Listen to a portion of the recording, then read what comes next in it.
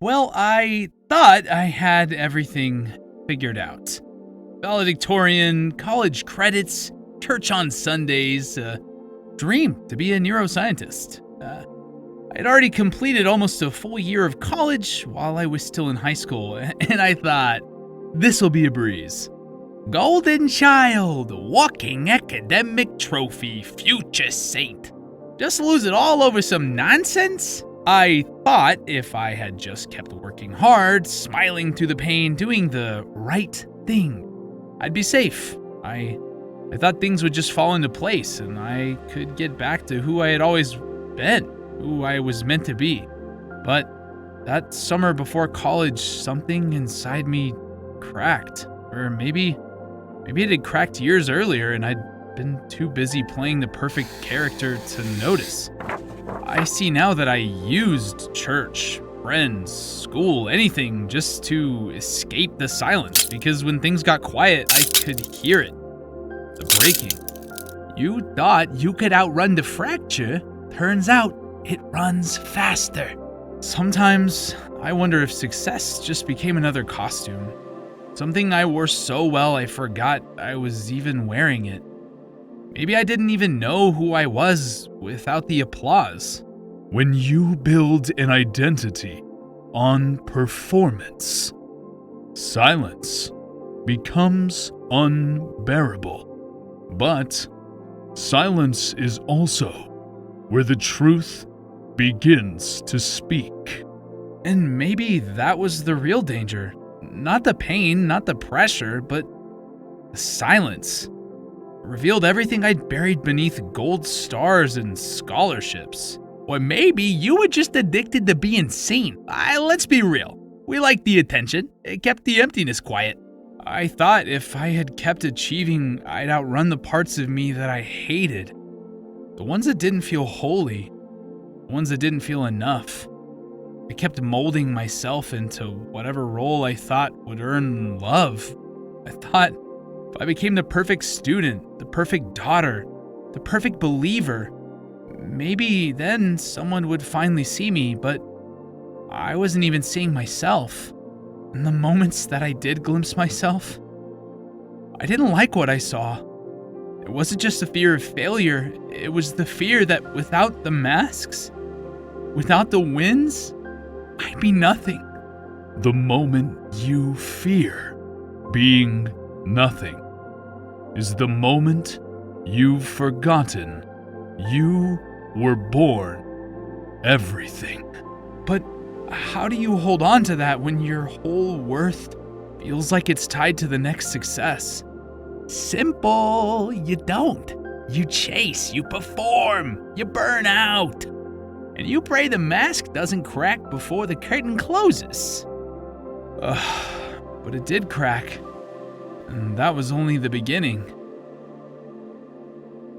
On the day of my 18th birthday, first semester of college, I woke up with the worst headache of my life.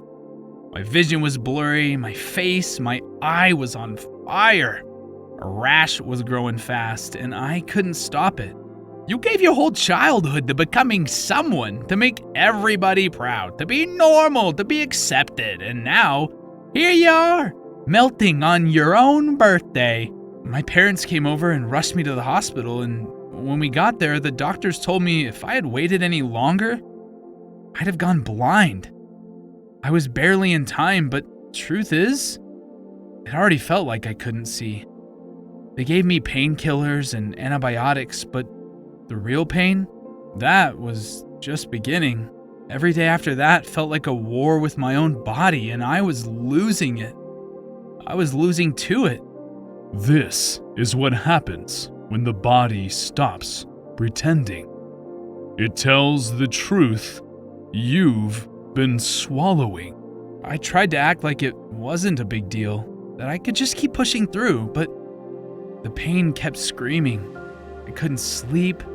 I couldn't eat. My face looked like something out of a horror film. And the fear of people seeing me like that made me just want to disappear. Look at you, pathetic and pitiful. You'd rather vanish than have anyone else see you like this. You know what you are? Weak. ugly, undeserving. You wanted to disappear because you believed being seen in your weakness meant being unloved. That pity was more unbearable than absence. But beneath it all, your inner child wasn't trying to vanish. It was begging to be held, not to disappear, but to be unconditionally embraced by the soul that had always been yours. I spent months after my 18th birthday locked in a room, wondering if this was some divine punishment, wondering what I did to deserve this. Sometimes the body breaks not to punish, but to pause you, to keep you from sprinting further into a life that's not yours. But all I could think was, what did I do wrong? You know what? Maybe you were selfish. Maybe you were too proud. Maybe you stopped praying. Yeah, maybe you stopped believing. Maybe this was God's way of correcting your path, of humbling you. The worst part wasn't even the pain, it was the shame. The shame I felt for falling apart. The shame for not being strong enough just to hide it. Yeah, you failed the performance. That's the only sin they ever punish. And in that room, with the lights off and my face burning, I started to think maybe I didn't deserve healing. Maybe I'd already used up all my chances. There are no conditions to love. That is just a thought you all created to excuse why you could not be enough, why you would not be seen as perfect, why you deserved to suffer. Then why did it all feel like I had failed some sacred test? Because you were taught that perfection is proof of worth. And sickness just proves that you're broken. I couldn't see. I couldn't think. I couldn't even be awake for longer than 2 hours a day, and those 2 hours felt like hell itself. I did try to hold on to push through the assignments. I kept thinking if I could just finish this group project, maybe I wouldn't let them down. Maybe they'd still see me as capable. I was trying to outrun my collapse until it finally caught me. You clung to the illusion of being the strong one, longer than you clung even to yourself. Just like that, I had no choice but to stop. My body made the decision that my pride never would. I felt like everything I worked for was being taken from me, and I was too helpless to stop it. You know what it is? Maybe you were never meant to have it in the first place. Maybe you actually weren't as smart as you thought you were.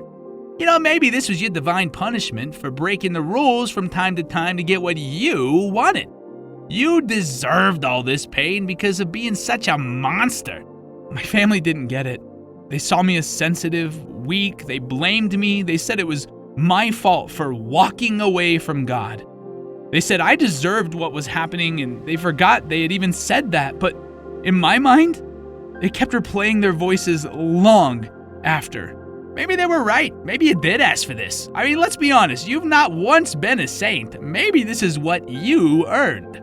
I started to believe them, so I stopped praying for healing. I started praying for death.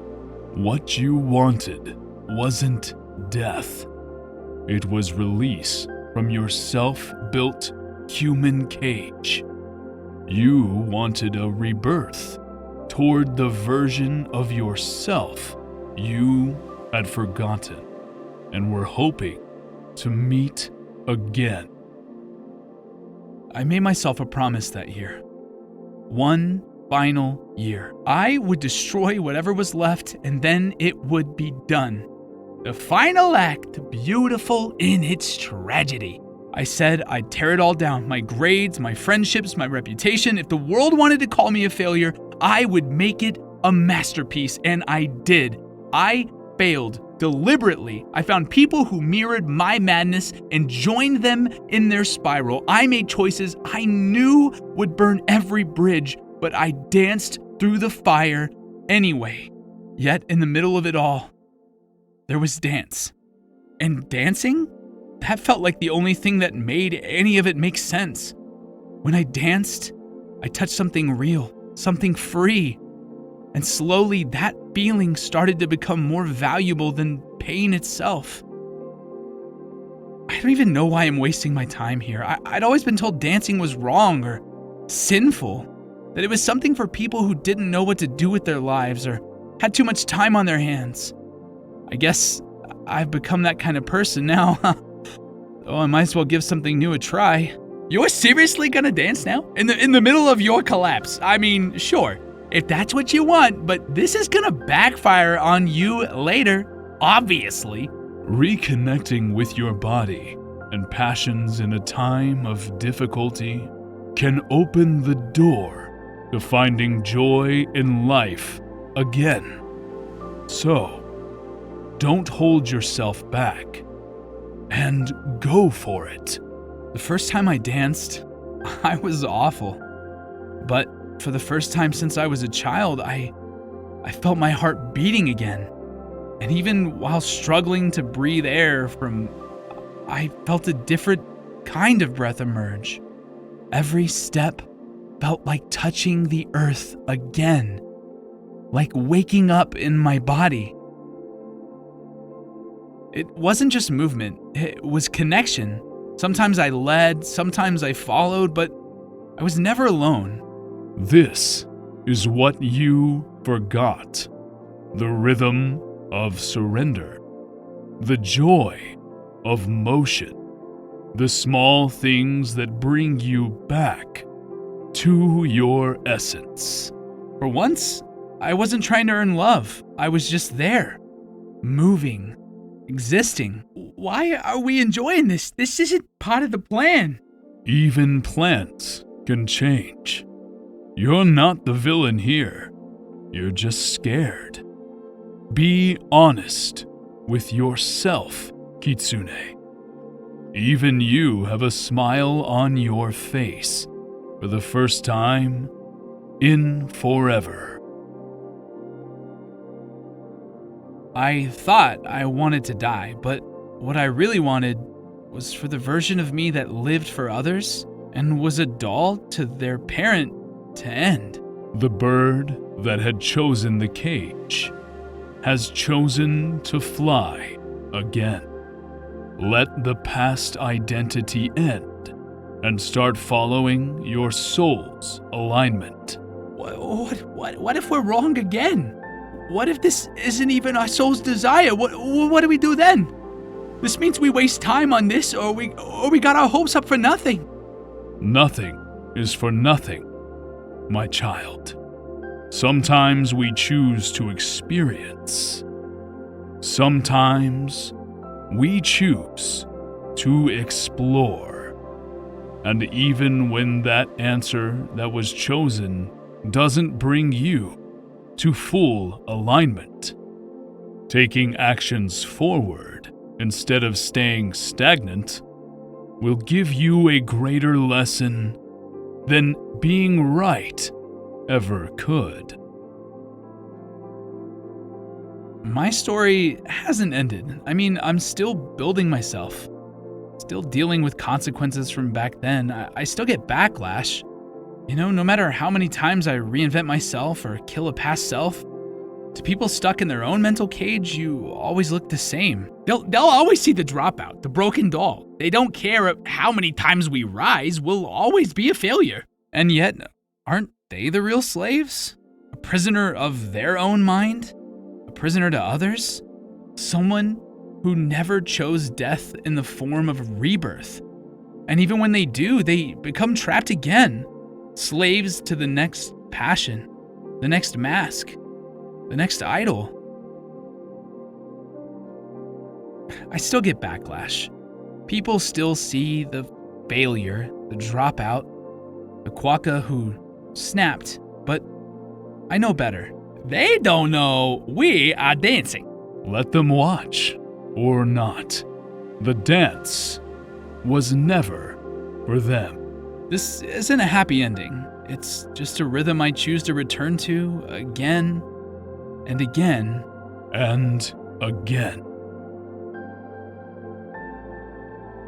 Before we close, let me ask you something.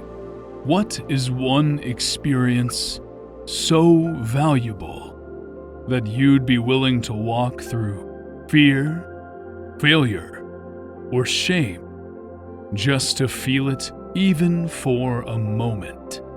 Something that doesn't promise escape, but offers you a glimpse of who you are beneath the roles, beneath the noise. For my Quokka, it was curiosity.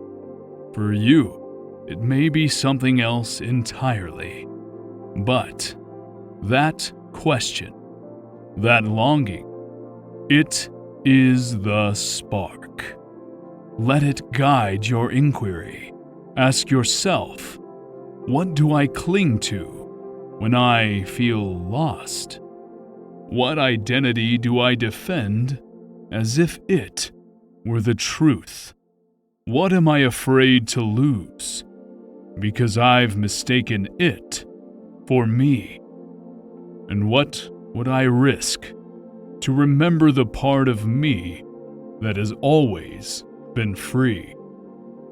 You do not need to die to find that part of you, but you do need to choose to seek it. And when you find something that lights that spark, don't let it become another idol. Even beauty, when worshipped without awareness, can become a cage. Before you pour into others, pause. Ask yourself, what nourishes me? Not what looks good, not what's applauded, but what makes your soul exhale. Let that become your devotion, because when you're nourished from the inside out, love flows outward, not as performance, but as truth, not as a persona, but as presence. This path was never about becoming someone else. It's always been about remembering who you are, beneath the forgetting. So, go dance with your questions. Let life be your studio. Let uncertainty be your teacher. And when the rhythm finds you again, don't chase it. Just feel it. Let your feelings be the words your soul is trying to say. If this moves something in you, share it with someone else who's still dancing in the dark. And if you want to keep walking this path with us, subscribe, leave a comment, or just meet us on the next one. Your soul will find it when it's right.